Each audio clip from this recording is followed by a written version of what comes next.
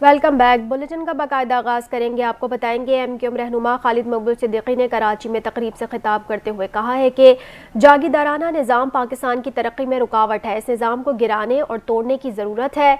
इन हालात में मुल्क नहीं चल पाएगा, इसे ठीक करना होगा। उन्होंने कहा कि दुनिया भर में शहरियों के टैक्स से फला के काम किए जाते हैं। आज इस कराची के लोगों के पास सेहत, तालीम, सफाई सुथराई जैसी बुनियादी सहूलियात नहीं।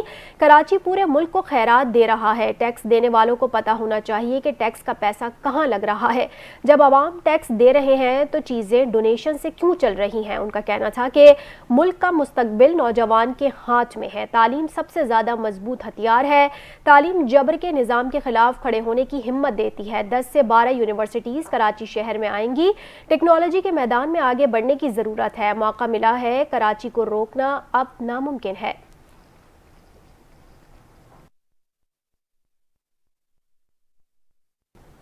हुकूमत सिंध की तर्जुमान और MPA सादिया जावेद का खालिद मकबूल सिद्दीकी को जवाब देते हुए कहना था कि खालिद मकबूल सिद्दीकी मायूस तरीन सियासतदान है। इन्हें हर तरफ अंधेरा नजर आता है।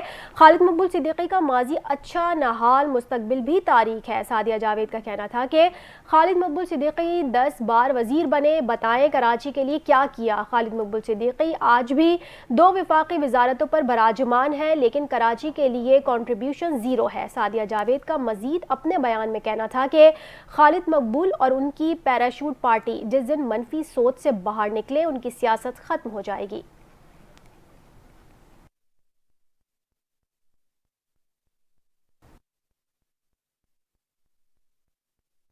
आगे बढ़ेंगे, आपको बताएंगे सिंध के सीनियर सूबाई वजीर शर्जिल इनाम मेमन ने कहा है कि खालिद मकबूल सिद्दीकी का बयान हसद की बुनियाद पर मबनी है।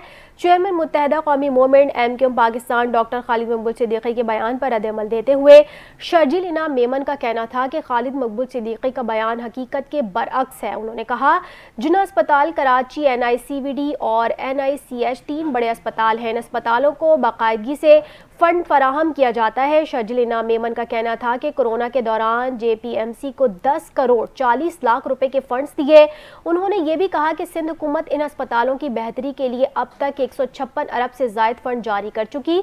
वाज़ेह रहे कि अपने बयान में डॉक्टर खालिद मकबूल सिद्दीकी का कहना था कि पाकिस्तान की आवाम की नुमाइंदगी आवाम नहीं, खानदान कर रहे हैं। पाकिस्तान दुनिया का आखिरी मुल्क है जहाँ जागीरदाराना निज़ाम मौजूद है।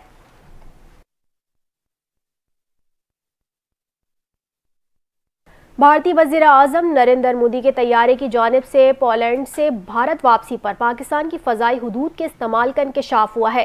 ज़राए सिविल एविएशन के मुताबिक भारतीय वज़ीर आज़म नरेंद्र मोदी पोलैंड से नई दिल्ली जा रहे थे कि तैयारा सुबह 10:15 बजे पाकिस्तान की फ़ज़ाई हुदूद में दाखिल हुआ और 11:01 पर भारत में दाखिल हुआ। मज़ीद तफ़सीलात देखते हैं इस रिपोर्ट में। वज़ीर आज़म नरेंद्र मोदी के तैयारे की जानिब से पोलैंड से भारत वापसी पर पाकिस्तान की फ़ज़ाई हुदूद के इस्तेमाल का इंकशाफ। ज़राए का बताना है कि भारतीय वज़ीर आज़म का तैयारा 46 मिनट तक पाकिस्तान की हुदूद में रहा। भारतीय वज़ीर आज़म का तैयारा चित्राल के ऊपर से पाकिस्तान की हुदूद में दाखिल हुआ और इस्लामाबाद और लाहौर के एयर कंट्रोल एरिया से गुजरा। सिविल एविएशन ज़राए का कहना है कि भारतीय वज़ीर आज़म का तैयारा लाहौर से होता हुआ अमृतसर में दाखिल हुआ। ज़राए सिविल एविएशन के मुताबिक भारतीय वज़ीर आज़म नरेंद्र मोदी पोलैंड से नई दिल्ली जा रहे थे कि तैयारा सुबह 10:15 बजे पाकिस्तान की फ़िज़ाई हुदूद में दाखिल हुआ और 11:01 पर भारत में दाखिल हो गया। झूठे बयानिए के जरिए पाकिस्तान तहरीक इंसाफ पर कब्जे की जंग का मंजरनामा आश्कार। अलीमा खान का रऊफ हसन के साथ व्हाट्सएप ने नया पेंडोरा बॉक्स खोल दिया। 23 जून 2023 को व्हाट्सएप पैगाम में अलीमा खान ने रऊफ हसन को बुशरा बीबी से मंसूब एक पैगाम भेजा, जिसमें अलीमा खान ने खौफगी का इजहार करते हुए रऊफ हसन को सख्ती से हिदायत जारी की। अपने व्हाट्सएप पैगाम में उन्होंने कहा, बुशरा बीबी का ये डिसइंफॉर्मेशन सेल लोगों को उकसा रहा है। बुशरा बीबी का यह पैगाम अहमकाना है। व्हाट्सएप पैगाम में उन्होंने मजीद कहा कि इस पैगाम को तशहीर ना किया जाए। बानी PTI की कोई ऐसी बात बुशरा बीबी से नहीं हुई। बुशरा बीबी ने बानी PTI से जेल में मुलाकात और रोने की रोदात बयान की।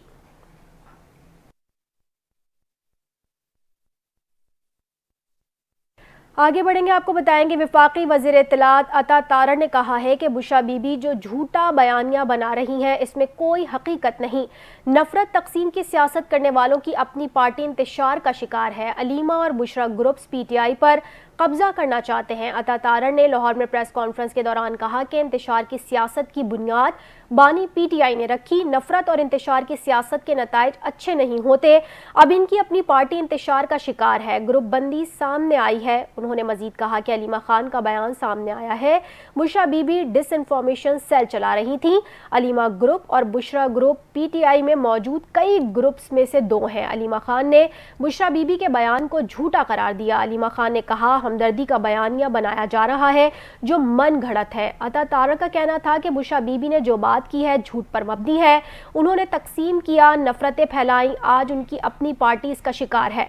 पार्टी पर कब्जे की जंग में आप मुल्क के खिलाफ मुहिम चलाते हैं। पार्टी पर कब्जे की जंग में मुल्की मफाद को नुकसान पहुंचाया जा रहा है।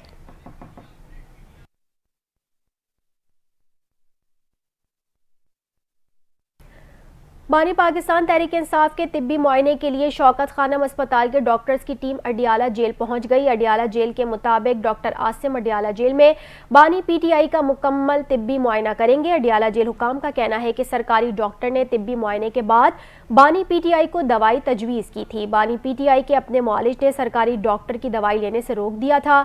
बानी पीटीआई के वकला ने 8 अगस्त को तिब्बी मुआयने की दरख्वास्त की थी। अदालत ने बानी पीटीआई का तिब्बी मुआयना करने और रिपोर्ट जमा कराने का हुक्म दिया था।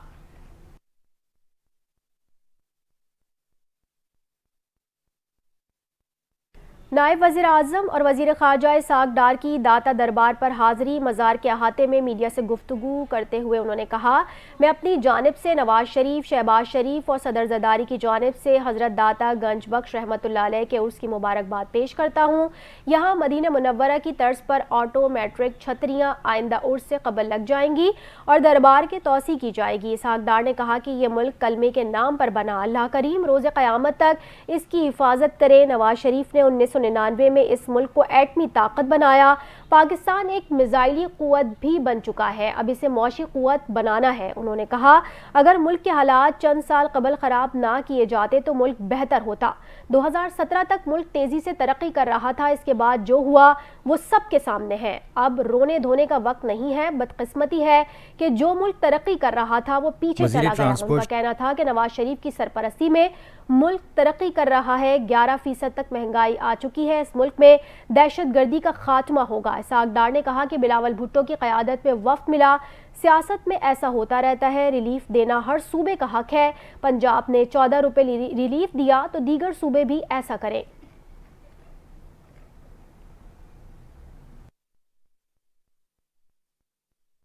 वज़ीर ट्रांसपोर्ट शर्जील इनाम मेमन का बीआरटी रेड लाइन मंसूबे का दौरा। मलीर कैंट में मीडिया से गुफ्तगू में शर्जील मेमन कहते हैं, निगरान हुकूमत की नाअहली के बायस रेड लाइन बीआरटी पर काम बंद था। ये पहली सर्विस है जो बायोगैस पर चलेगी। 31 अक्टूबर तक रेड लाइन बीआरटी के इस हिस्से का तामीराती काम मुकम्मल हो जाएगा। मंसूबा भी जल्द मुकम्मल हो जाएगा। मज़ीद तफसीलात देखिए इस रिपोर्ट में।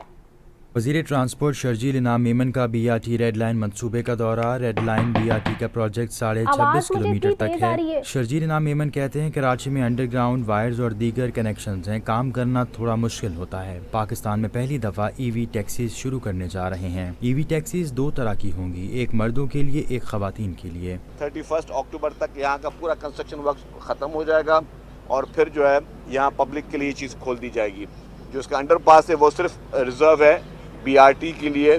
जो बसेस होंगी रेड लाइन की जो बायोगैस पे चलेंगी वो बसेस जो है उस अंडरपास से गुजरेंगी। तो ये एक बहुत ही बड़ा अहम मंसूबा है जो कि इस मंसूबे से कराची के शहरियों को बहुत ज़्यादा फ़ायदा होगा।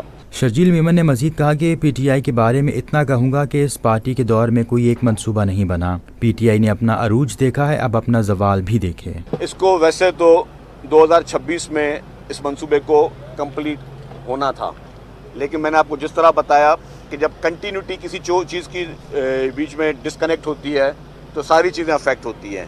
केयर टेकर गवर्नमेंट में आपने भी सब यहाँ के कराची के सहाफ़ी आपने देखा होगा कि कोई एक दफ़ा किसी ने आके विजिट तक नहीं किया।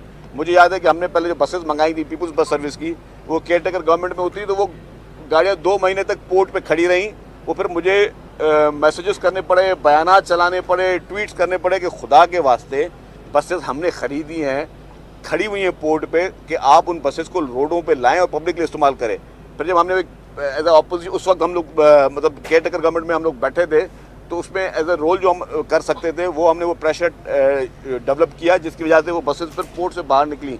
तो संजीदगी जो होती है वो अवामी हुकूमतें ही कर सकती हैं, जो अवाम के वोटों से ही आती हैं। सीनियर वजीर शर्जील इनाम मेमन मजीद बोले कि इस मंसूबे से जहाँ जहाँ मसाइल हैं वहाँ हल किए जाएंगे। ये मंसूबा 2024 में मुकम्मल होना था लेकिन डिस्टर्ब हो गया। प्रोजेक्ट क्वालिटी पर किसी किस्म का कॉम्प्रोमाइज़ नहीं होगा, दिन रात लगकर काम मुकम्मल कर रहे हैं। गवर्नर सिंध कामरान टिसोरी ने कहा है कि 22 माह में कई बार ओहदे से हटाने की बात की गई, लेकिन मैं इन बातों पर ध्यान नहीं देता बल्कि मजीद बेहतर मंसूबे शुरू कर देता हूं। प्रेस कॉन्फ्रेंस करते हुए गवर्नर सिंध कामरान टिसोरी ने कहा कि अब तक 1 रुपया भी तनख्वाह नहीं मिली, फैमिली के खराजात भी खुद बर्दाश्त करता हूं।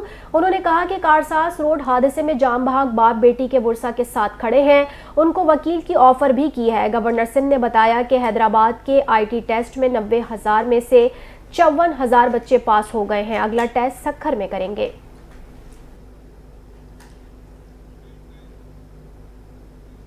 ईरान में खौफनाक बस हादसे में जाम बहक होने वाले पाकिस्तानी ज़ायरीन को उनके आबाई शहरों में सुपर्द खाक कर दिया गया है।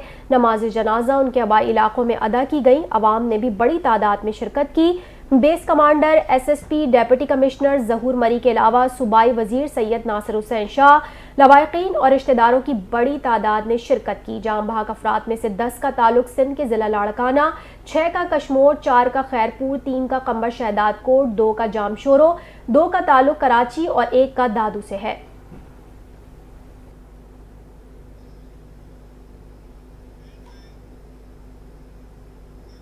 बलूचिस्तान के जिला पशीन में धमाके से 2 बच्चे जाम बहक और 14 अफराद जख्मी हो गए। पुलिस के मुताबिक पशीन में धमाका पुलिस लाइन के करीब बाजार में हुआ। धमाके की आवाज दूर दूर तक सुनी गई, जबकि धमाके से करीब खड़ी एक गाड़ी मुकम्मल तबाह हो गई और दीगर गाड़ियों को नुकसान पहुंचा। पुलिस ने तस्दीक की है कि धमाके के नतीजे में 2 बच्चे जाम बहक और 14 अफराद जख्मी हुए। पुलिस का कहना है कि धमाके के जख्मियों में 4 पुलिस एहलकार भी शामिल हैं। 13 जख्मियों को इब्तदाई तिब्बी इमदाद के बाद कोयटा मुंतकिल कर दिया गया है, जबकि 1 जख्मी और 2 बच्चों की मैयतें पशीन अस्पताल में हैं। धमाके की इत्तला मिलते ही रेस्क्यू टीम्स मौके पर पहुंच गई और जख्मियों को तिब्बी इमदाद के लिए अस्पताल मुंतकिल कर दिया गया है। पुलिस के मुताबिक इलाके की नाकाबंदी कर दी गई है और धमाके की नौयत का पता लगाया जा रहा है।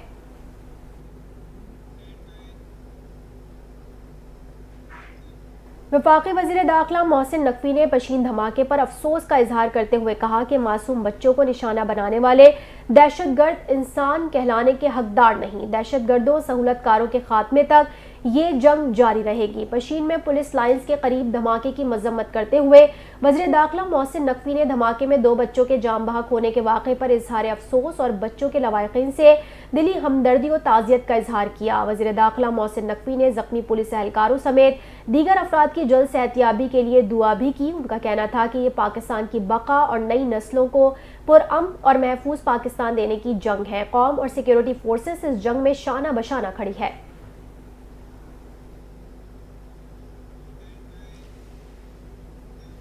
वज़ीर आला पंजाब मरियम नवाज शरीफ ने कच्चे के इलाके में डाकुओं के हमले में जख्मी होने वाले पुलिस एहलकारों की अयादत की। वज़ीर आला मरियम नवाज ने पुलिस जवानों का हौसला बढ़ाने के लिए शेख ज़ैद अस्पताल रहीम यार खान का दौरा किया और कच्चे में जख्मी होने वाले जवानों की अयादत की। उन्होंने जख्मी एहलकार वसीम अरशद, बिलाल फारूक, नबील शहजाद, जाहिद सईद, मोहम्मद अयूब के लिए सेहतियाबी की दुआ भी की। मरियम नवाज शरीफ ने जख्मी जवानों के वालिदैन और अहले खाना से भी मुलाकात की। वज़ीर आला ने अस्पताल के डॉक्टर और स्टाफ की भी बात सुनी और मसला हल करने की हिदायत की।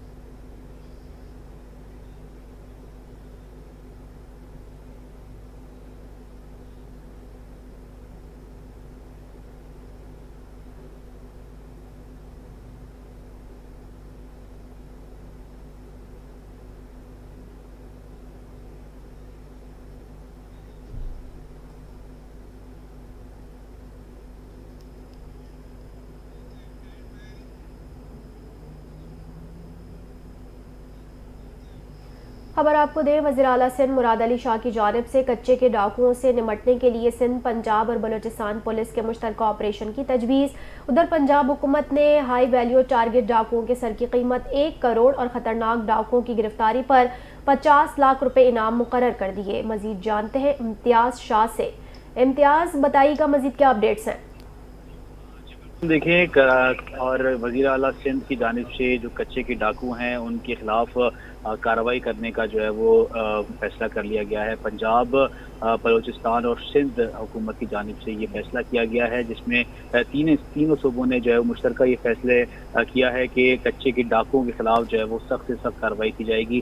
जबकि जो क्रिमिनल्स हैं जिनके ऊपर 1 करोड़ और 50 लाख रुपए के जो है वो इनाम मुकर्रर हैं, उनको फौरी तौर पर जो है वो गिरफ्तार करके और या तो जो है वो मुबैना पुलिस मुकाबले में जो है वो जावा करने का कहा है। जबकि इसी तरीके से जो अभी हालिया दिनों में रहीम यार खान में वाक़या रुनमा हुआ है, उसके बाद जो सूबे पंजाब और सिंध जो है वो हुकूमत है उनकी जानिब से ये जो है वो फैसला किया गया है और इनके खिलाफ बड़े पैमाने पे जो कच्चे के डाकू हैं उनके खिलाफ क्रैकडाउन का जो है वो फैसला किया गया है। क्रैकडाउन का बाकायदा तौर पर फैसला कर लिया गया है। इम्तियाज़ शाह में तफसीलन आगाह कर रहे थे, आपका शुक्रिया। पंजाब में जहलम और पाकपतन में पेश आए हादसात में कांस्टेबल समेत 4 अफराद जाम बहक हो गए। रेस्क्यू ज़राए के मुताबिक जहलम में जीटी रोड पर ट्रक की टक्कर से मोटरसाइकिल पर सवार 3 अफराद जाम बहक हो गए। रेस्क्यू ज़राए ने बताया है हादसे में जाम बहक अफराद में 2 बच्चे भी शामिल हैं। तीनों अफराद ढोक पेढाल दीना के रहने वाले थे। उधर पाकपतन में कस्बा 10-4L के करीब मोटरसाइकिल को गाड़ी ने टक्कर मार दी। पुलिस के मुताबिक हादसे में मोटरसाइकिल सवार पुलिस कांस्टेबल जाम बहक हो गया, जबकि इसकी बीवी शदीद जख्मी हुई है। पाकपतन पुलिस के मुताबिक कांस्टेबल लाहौर SPU पुलिस में मुलाजिम था। वाक़े की रिपोर्ट दर्ज कर ली गई है।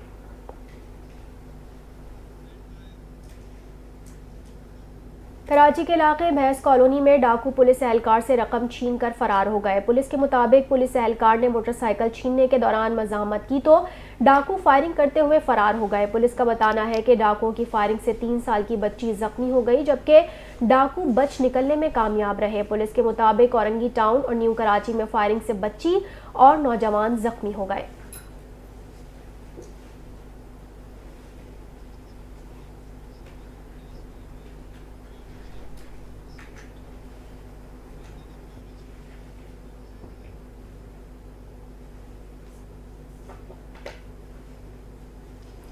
सुई सदरन गैस कंपनी SSGC ने कराची के मुख्तलिफ इलाकों में गैस की फराहमी मुअत्तल करने का ऐलान कर दिया है। SSGC के मुताबिक इतवार 25 अगस्त को 31 किलोमीटर गैस पाइपलाइन को सिस्टम से जोड़ा जाएगा, जिसके बायस इतवार सुबह 5 से पीर सुबह 5 बजे तक बड़े हिस्से को गैस फराहमी बंद रहेगी। कंपनी के मुताबिक सुरजानी टाउन, नॉर्थ कराची के तमाम सेक्टर, मंगोपीर, कस्बा कॉलोनी, औरंगी, नॉर्थ नाजमाबाद के तमाम blocks, FB area, Gulberg, buffer zone, site industrial area, Baldia, Mauripur, Memar, Ahsanabad और साइड सुपर हाईवे समेत अतराफ के इलाकों में गैस की फराहमी मुअत्तल रहेगी। इसी पर बात करने के लिए हमें ज्वाइन किया है ब्यूरो चीफ अब्दुल हसीब ने। अब्दुल हसीब, बताएगा इस हवाले से मजीद क्या अपडेट्स हैं? जी, मैं अपने नाजरीन को आगाह करते चलूँ कि सुई सदरन गैस कंपनी SSGC ने कराची के मुख्तलिफ इलाकों में गैस की फराहमी मुअत्तल करने का ऐलान कर दिया है। SSGC के मुताबिक इतवार 25 अगस्त को 31 किलोमीटर गैस पाइपलाइन को सिस्टम से जोड़ा जाएगा, जिसके बायस इतवार सुबह 5 से पीर सुबह 5 बजे तक कराची शहर के बड़े हिस्से को गैस की फराहमी नहीं मिल पाएगी, बंद रहेगी।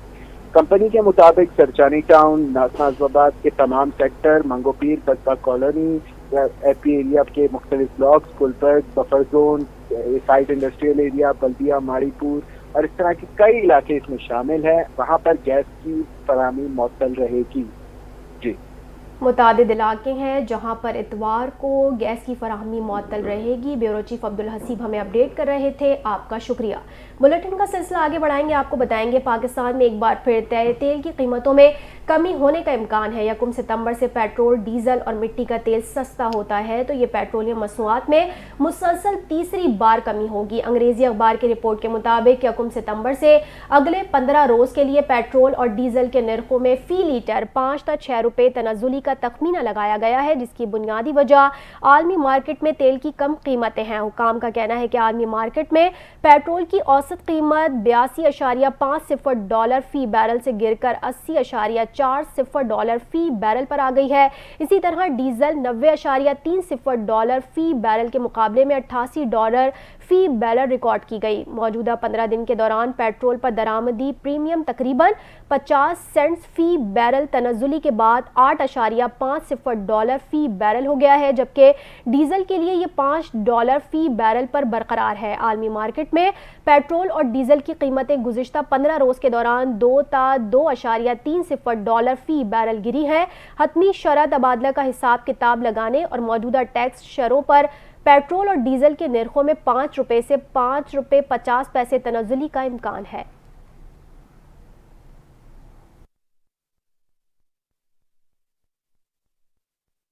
तहरीक इंसाफ की मौलाना फजल रहमान को मनाने की कोशिशें जारी। गुज़िश्ता रात तहरीक इंसाफ का वफ्द एक बार फिर मुलाकात के लिए मौलाना फजल रहमान की रिहाइशगाह पहुंचा, जहां असद कैसर और बैरिस्टर गौहर की क़यादत में वफ्द ने मुलाकात की।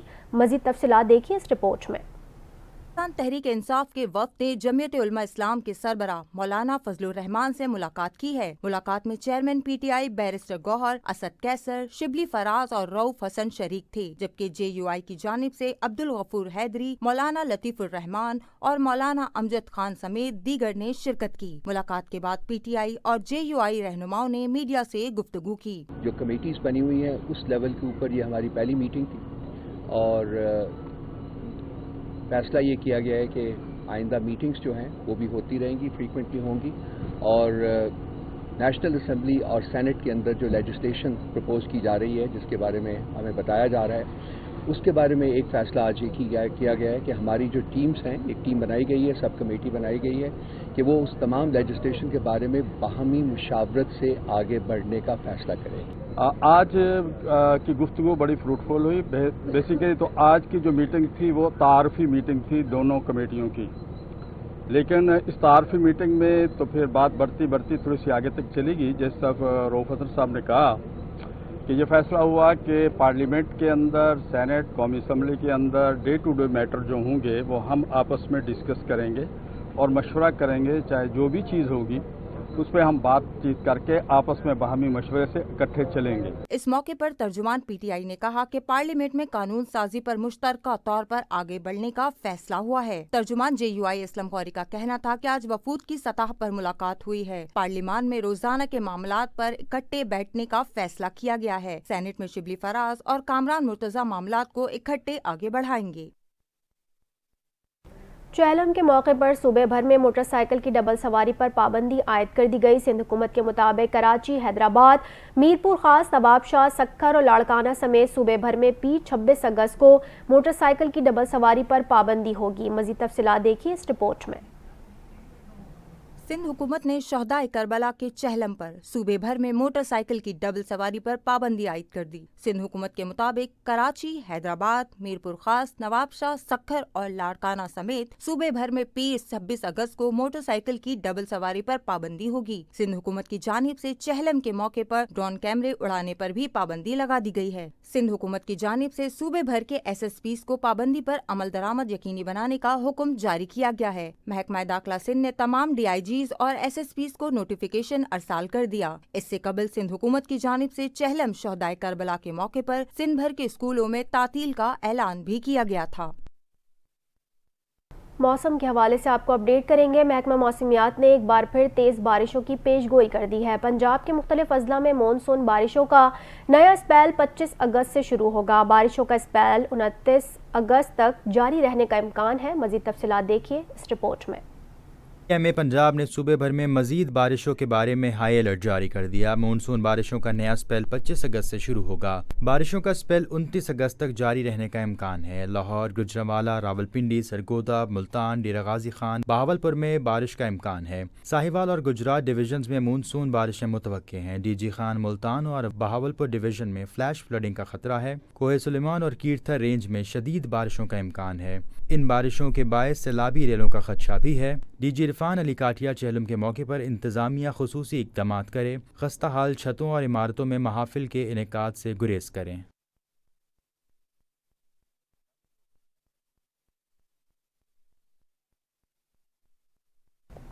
मॉनसून के ताकतवर सिस्टम का सामना करने के लिए बल्दिया उज़्मा कराची ने तैयारियां शुरू कर दी हैं। मेयर कराची बैरिस्टर मुर्तज़ा वहाब ने बल्दिया उज़्मा कराची में रेन एमरजेंसी नाफिज कर दी है। PDMA की बारिशों से मुतालिक की गई पेशगोई के बाद रेन एमरजेंसी नाफिज की गई है। बल्दिया उज़्मा कराची का महकमा म्यूनसिपल सर्विसेज मुकम्मल तौर पर फाल रहेगा।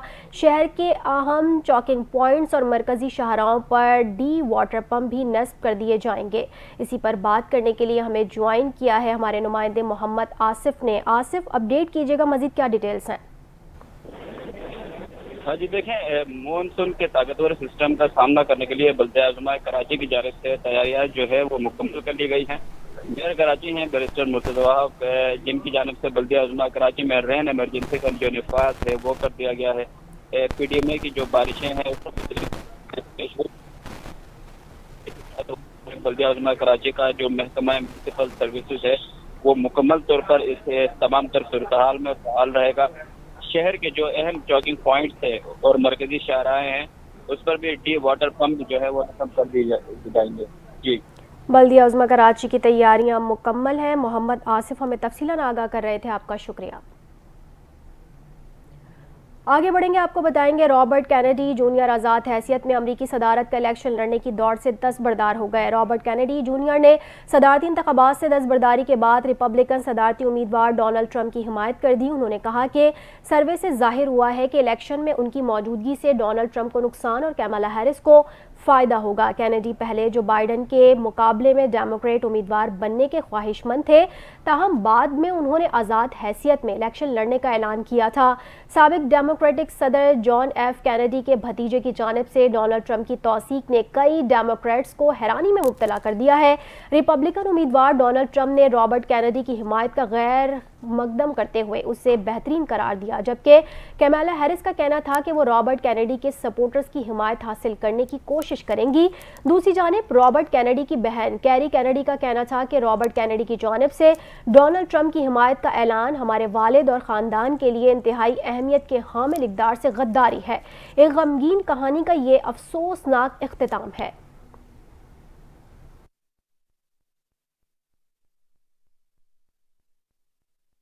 खेल के मैदान से आपको खबर देंगे, पाकिस्तान और बांग्लादेश के दरमियान पहले टेस्ट मैच का चौथा दिन खत्म हो गया। कौमी टीम ने 1 विकेट पर 23 रन बना लिए। मेहमान टीम का खसारा खत्म करने के लिए मजीद 94 रन दरकार हैं। कप्तान शान मसूद 9 और अब्दुल्ला शफीक 12 रन के साथ 5वें दिन खेल का आगाज करेंगे। पाकिस्तान के आउट होने वाले खिलाड़ी साइम अयूब थे, जो 1 रन बनाकर शौरफुल इस्लाम की गेंद पर कैच आउट हुए। पिंडी टेस्ट के चौथे रोज बांग्लादेश ने अपनी पहली नामुकम्मल इनिंग्स का आगाज 316 रन 5 खिलाड़ी आउट से किया, तो मुशफिकुर रहीम 55 और लिटन दास 52 रन के साथ विकेट पर थे। लिटन दास अपने गुज़िश्ता रोज के स्कोर में सिर्फ 4 रन के इजाफे के बाद नसीम शाह की गेंद पर आउट हो गए, जबकि मुशफिकुर रहीम ने जिम्मेदाराना बैटिंग का सिलसिला जारी रखा और टेस्ट क्रिकेट में अपनी 11वीं सेंचुरी मुकम्मल की। मुशफिकुर रहीम का साथ देने के लिए मेहदी हसन मिराज आए और दोनों के दरमियान 7वें विकेट पर 196 रन की पार्टनरशिप बनी, जिसने पाकिस्तान की न सिर्फ सबकत को खत्म किया बल्कि अपनी टीम के लिए बरतरी भी हासिल कर ली। मुशफिकुर रहीम 191 रन बनाकर मोहम्मद अली की गेंद पर मोहम्मद रिजवान के हाथों कैच आउट हुए, जबकि 77 रन बनाने वाले मेहदी हसन को शाहीन आफरीदी ने चलता किया। इख्तितामी बल्लेबाजों में से शौरफुल इस्लाम ने 22 रन बनाकर टीम को 565 के टोटल तक पहुंचा दिया। पाकिस्तान की जानिब से नसीम शाह ने 3 खिलाड़ियों को आउट किया, जबकि शाहीन आफरीदी, खुरम शहजाद और मोहम्मद अली ने 2-2, जबकि साइम अयूब ने 1 विकेट ली। बांग्लादेश के दीगर नुमाया खिलाड़ियों में 93 रन बनाने वाले शादमान इस्लाम और 5 रन बनाने वाले मोमिनुल हक भी शामिल हैं।